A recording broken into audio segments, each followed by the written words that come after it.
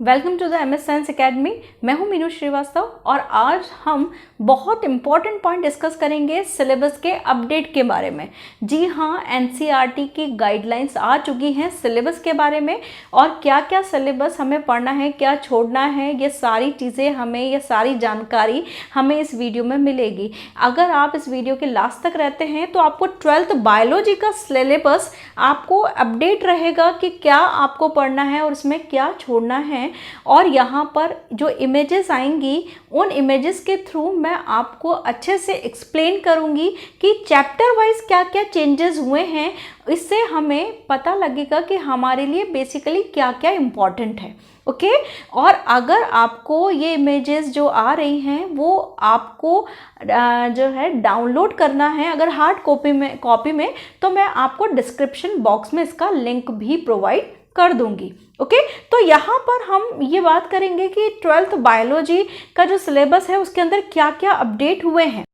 सबसे पहले जो आपके बायोलॉजी के अंदर जो चैप्टर्स हैं वो 16 चैप्टर्स हैं और first chapter that is the reproduction in organism जो कि इंट्रोडक्टिव पार्ट है, ये चैप्टर आपका कट कर दिया गया है बेटा। ओके ये चैप्टर आपका कट कर दिया गया है क्योंकि ये इंट्रोडक्टिव पार्ट था तो ये बहुत ज़्यादा इंपॉर्टेंट भी नहीं था। Okay chapter number 2 that is the sexual reproduction in flowering plant, इस चैप्टर में कोई भी चेंजेस नहीं किए गए हैं और ये चैप्टर ऐसा का ऐसा बना हुआ है और ऐसा का ऐसा बना भी हुआ है और इम्पॉर्टेंट भी है नीड के अकॉर्डिंग। और इसका पूरा का पूरा वीडियो मैंने अपने चैनल पे जो है इसका वीडियो शेयर किए हैं, अगर आप देखें तो आपको बहुत अच्छे से इसका सारे जो पॉइंट्स हैं वो आपको अच्छे से क्लियर हो सकेंगे। Chapter number 3 that is the human reproduction chapter भी बहुत इंपॉर्टेंट चैप्टर है और इसमें भी कोई भी छेड़छाड़ नहीं की गई है, कोई भी इसमें चेंजेस नहीं किए गए हैं। ये चैप्टर आपका 2021 जो कमिंग सेशन है इसके लिए ये चैप्टर रखा गया है। Chapter number 4 that is the reproductive health, ये चैप्टर भी आपका एज सच रखा गया है, इस चैप्टर में भी कोई भी छेड़छाड़ नहीं की गई है। Okay chapter number 5 that is the heredity and variations, chapter number 5 that is the heredity and variations, तो यहाँ पर आपका that is the principle of inheritance and the variation. Okay तो ये चैप्टर आपका बहुत इंपॉर्टेंट है और इस चैप्टर को भी चेंज नहीं किया गया है, ये चैप्टर आपका एज सच प्रेजेंट है, यहाँ पर कोई चेंजेस नहीं किए गए हैं। Okay chapter number 6 that is the molecular basis of inheritance, इसके अंदर पूरा आपका DNA RNA protein synthesis genetic code इसके बारे में डिस्क्रिप्शन है और ये चैप्टर आपका बहुत इंपॉर्टेंट भी है according to the NEET also, और इस चैप्टर में भी कोई चेंजेस नहीं किए गए हैं या इस चैप्टर में कोई चेंजेस नहीं किए गए हैं बेटा।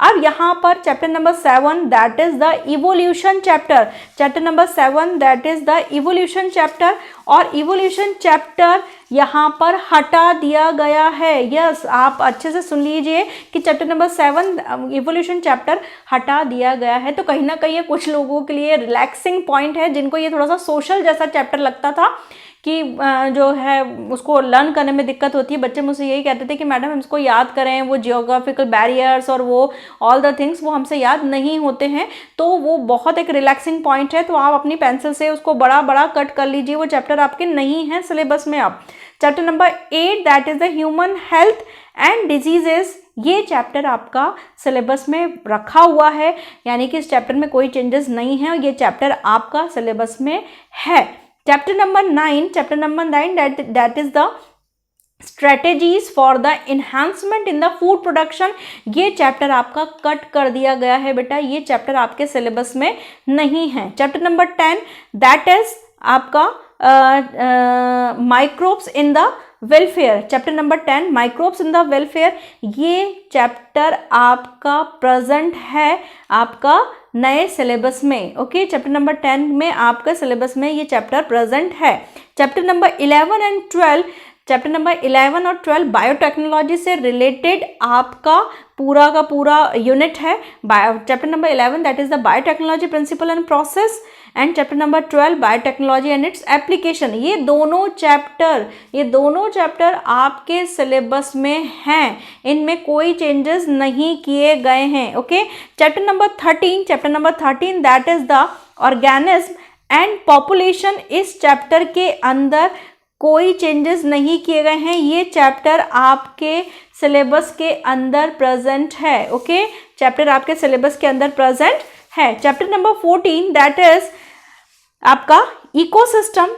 इकोसिस्टम चैप्टर आपका बेटा अब कंप्लीटली कट कर दिया गया है। ओके, चैप्टर नंबर 14 आपके सिलेबस में से कट कर दिया गया है। ओके, इकोसिस्टम चैप्टर है।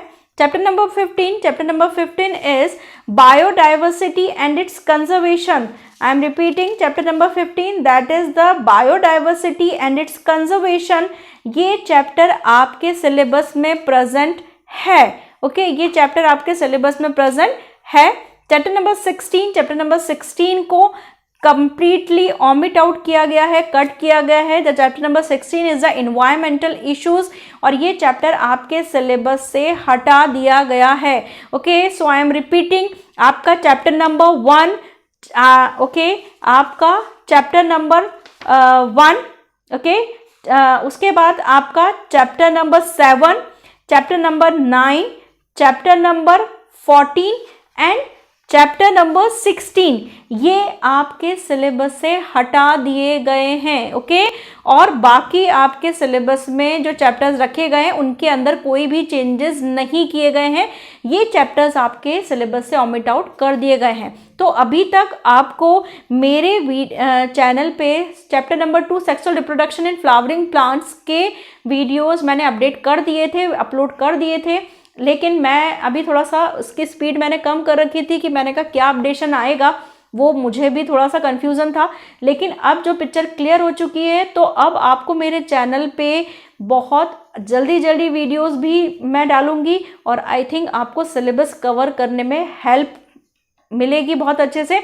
और अब बस सिलेबस आ चुका है, और आई थिंक आपको अब जुट जाना चाहिए पढ़ाई में। तो पढ़ते रहिए और अच्छे से मेहनत करिए, और हम मिलकर एग्ज़ाम को क्लियर करेंगे। Thank you.